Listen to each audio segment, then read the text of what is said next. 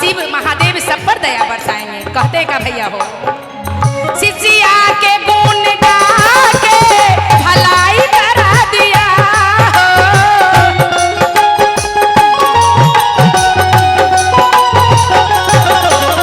शिष्या के गुण दे के भलाई करा दिया हो।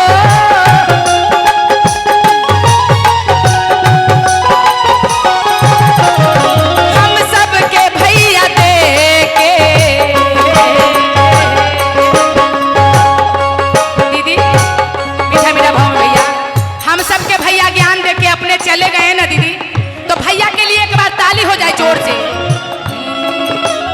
हम सबके भैया दे के अपने चला गए हो। हम सबके भैया दे के अपने चले गए हो। गुरु तुम्हारे प्यार ने पागल बना दिया हो।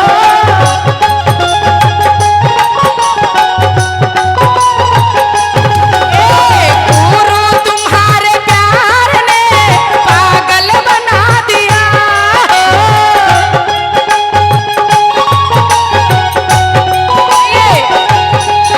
अरे चर्चा बता बता के पागल बना दिए हो। दाया सिखा सिखा के पागल बना दिए हो। नामन करा करा के पागल बना दिए हो। चर्चा करा करा के पागल बना दिए हो।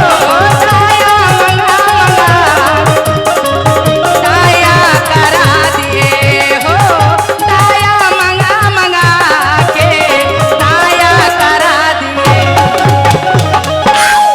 अरे दाया मंगा मंगा के दया बरसा दिए। बोलिए शंकर भगवान की, सच्चे दरबार की।